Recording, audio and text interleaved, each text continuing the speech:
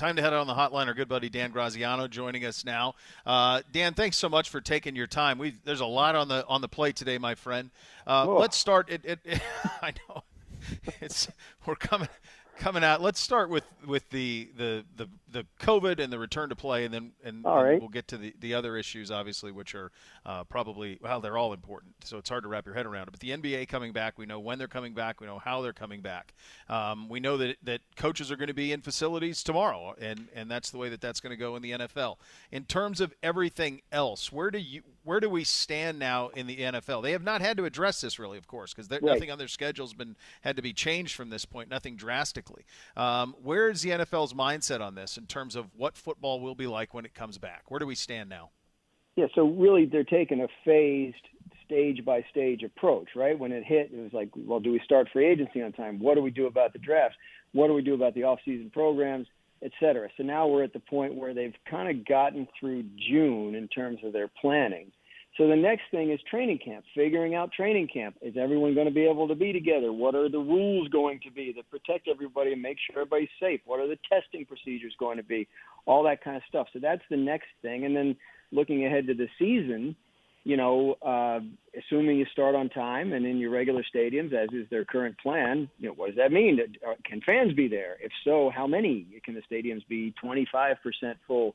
All that kind of stuff. So you're right. The NFL has been fortunate to have the luxury of time and the ability to watch other leagues go through it, right? This German soccer league that's been playing for the last 2 or 3 weeks, that's one they're looking at very closely, as will be the English Premier League when it starts again in, I think, 2 weeks.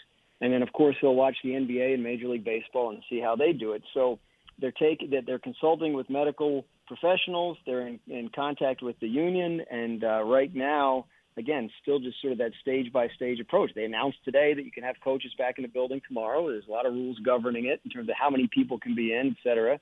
And then they're going to try and figure out how to administer training camps safely. So that's the next big decision that looms for them. Yeah, Dan, and what we've heard is that training camp would be the next time that we would see players in the facility. Yeah. Is that kind of what you're hearing, what you believe to be true as well? Yeah, just talking to people at the NFLPA, when they negotiated the off-season program, it was supposed to run no later than June 26th. So now we are, 3 weeks away from that? Yep. I don't get the sense that there's an appetite from the players' side to show up before then. And I think their focus is on training camp and what that'll be like. So it would take a change in the current mindset of the players' union and their constituents in order for anybody to be there for, say, like a June mini camp at this point. Dan, isn't it something? Because I mean, if we would have been, and we probably were talking a month ago about all of this, but if we would have been having this conversation at the end of April, you would have said, "Boy, I don't know how we're going to play." But there's been such a positive evolution of this, and as we learn more and more about it, what is, of course, a new virus, novel coronavirus, so we're learning more and more about it. It's you now feel very good that you will play, and you feel very good potentially that there could be fans there, and you've even seen that at the college level. Or the Ohio State president yesterday said he expects that there could be 25-30% fans at stadiums at Ohio Stadium. So if that's the case, then the NFL has to be thinking the same way. What are you hearing on that front in terms of that, and just the positive news that continues to seem to kind of churn on this front? Yeah, I mean, the problem is that no one knows what the next turn is. Is it another positive turn? Is it another negative turn? Sure. Do we? And so that's the thing. And I think every plan that is made, every statement that is made about what might happen come the fall is sort of alloyed with that knowledge of we don't know what is going to happen, right? We're hearing reports now that baseball wants to be done before November because they're worried about a second wave of the thing hitting. Well, geez, wouldn't that blow up an NFL season in progress, right? So, we don't know. And I think the NFL is making its plans based on the positive track that's occurring right now. Because honestly, if things go back to where they were in mid to late March, then there's no reason to have a plan anyway because no one's going to be able to do anything. So you have to have a plan for if it continues the way it's going, if there's widespread testing available, if, hospitals aren't being overrun, if cases are down, et cetera, and you can do it safely, then what would that look like? So I think, there is optimism. I don't know that they're to the point of confidence yet, but there is optimism. And I think, again, they're going to watch closely and learn a lot of lessons from what these other leagues do. Dan, shifting to obviously the biggest topic around right now, and that's dealing with Black Lives Matter and the race implications of everything that's going on. And we saw it just manifest itself with Drew Brees in talking about if there were to be protests, his comment to that. And what I said at the open of the show is I think what's happened in the last 24 hours actually is a sign of progress to me personally, because I remember 4 years ago, the whole discussion was about the people who were protesting. The anger was directed at them, and the common refrain, not the right refrain, the common refrain was, well, it's about the flag and it's about the military. And 4 years later, here we are. It's clearly now the anger is more directed at those who are missing the point and not at those who wish to protest, because I think, I don't know why it's taken so long, but it does seem that we are currently in an environment where it is clear Black Lives Matter, and it is clear that we need to end racism and systemic racism. All of that is at the forefront right now. What do you make of just what you've seen in the last 24 hours in the response, not only in the country, in the National Football League? I don't think I've ever seen a player's comments be this vilified by teammates and opponents. Like, that's the thing. Other players just teeing off on what he said. And I think that speaks to how sort of raw everything is right now, of course. But it also speaks to what you're talking about, which is I think we're in a different spot than we were 3 years ago, for example, when the president said what he said, and then there was that Sunday where all the teams sort of knelt together or locked arms or whatever, like in protest of sort of being called the name that he used. And so I think at that point there was still the issue of, why are you disrespecting the flag? Why are you disrespecting the military? Which, again, if you go back to Colin Kaepernick, it was always made clear that that's not what he was doing. In fact, when he started sitting for the national anthem, he was contacted by a couple of current members of the military, and they had a discussion about how he could make the protest more obviously respectful, and that's why he decided to kneel. I don't know why people keep forgetting that. It was well publicized and well covered at the time. But I think to the point of what Brees said, he didn't answer the question. Like, he was not asked, what do you think about people disrespecting the flag? That was not, those words weren't in the question he got. The question he got was, how do you think the NFL would or should handle if players kneel again this fall? And what's your responsibility as one of the leaders in the league? And his first answer was, well, I'll never agree with anyone disrespecting the flag or this country. Like, that's not what you were asked. So why would you take it there? And I think the problem is that, not that he feels that way. If he sincerely feels that way, then fine. I mean, I think we could all have a discussion about what we feel when we stand and the national anthem plays, and it might be something different every time. But I think the issue is he's using rhetoric that was used to attack and tamp down the protests the last time. And I do not believe that there's a national appetite right now for a tamping down of this sentiment. Normally this time of year, we put on our TV at night, there's a baseball game, there's a basketball game.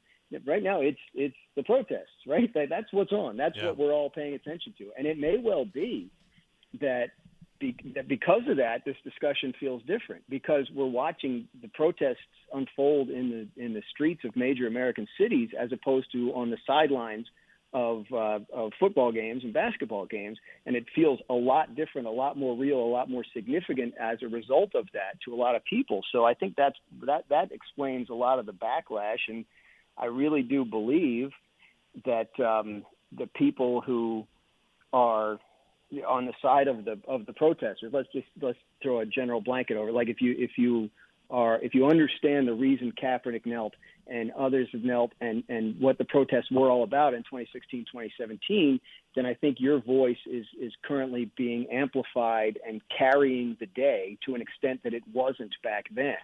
And that's, Brees obviously walked right into that. I think, again, I don't know why he chose to go there with it. There were all kinds of things he could have said that would have sounded a lot better and done a lot more good than harm.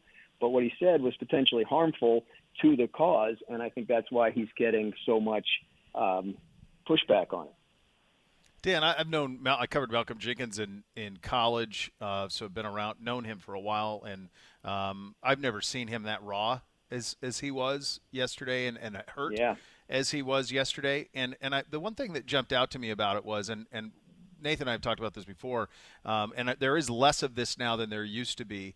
But this idea of athletes, stick to sports, this type of stuff. Well, I couldn't disagree with that more. The football players especially are uniquely qualified to speak on this issue, in that a football locker room is the epitome of a melting pot. There is no more diverse locker room. There's no more diverse professional setting maybe in America than an NFL locker room in terms of where people come from and the backgrounds and the racial makeup and all of those things, far more than any other sport, obviously. And so football players are specifically should be someone to talk about this, because what I think we saw yesterday between Malcolm Jenkins and Michael Thomas and Drew Brees was a heated locker room conversation that went public. That's what it felt like to me. It felt like something, because you've been around the game a long time. You know that these. I remember the 2008 election at Ohio State. That was a powder keg in 2008. But most of it was had in locker room, and we just had it spill out for the world to see. Right. And I think maybe it's a good example of what football can do.